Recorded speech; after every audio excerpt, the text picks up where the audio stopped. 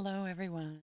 I am excited to share the Academy member portal with everyone. Launching it today, so just go to your Teachery and in the tools we use on the right-hand side, there'll be a link to this. So just create a user account and get in here and look around. And on Friday, when have our guided journal lesson. We're going to use the portal, and I'll show you exactly how to use it step by step. But just a quick look around. This is your dashboard. It keeps track of all of your projects and where you are in each project. This is the projects panel, so you can create a project.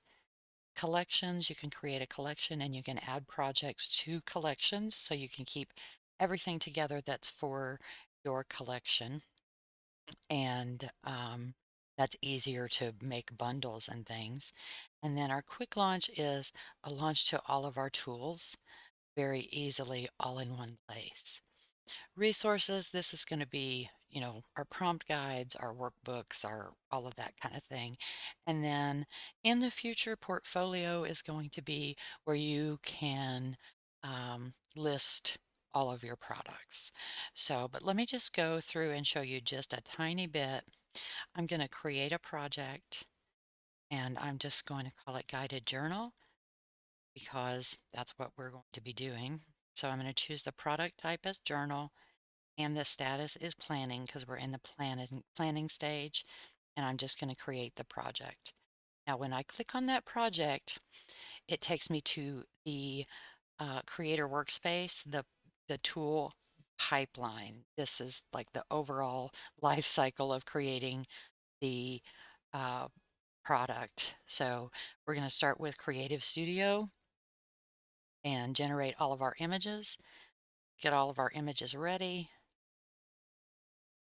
Um, Then we're going to go to Collection Factory and brainstorm, Layout Studio, Canva, PDF-Linkr if needed, and then Promotion Factory. So it guides you through each step of our workflow, and each tool is listed in that step. So then you just mark complete or start or planning, you just, and then you can make notes. What I like to do is I like to make notes of where I saved that particular part of the process. You're downloading all of your images from Canva, that kind of thing. I like to make notes in here of where that file is stored. So once you get through the whole process, then you can upload your image, and then on your dashboard, it'll show your image so you know exactly which product you're looking at. So I'm excited for you guys to try this out and let me know if something's not working right or anything like that. I have a lot of new features that I have planned to add to this. So create your account and let me know what you think.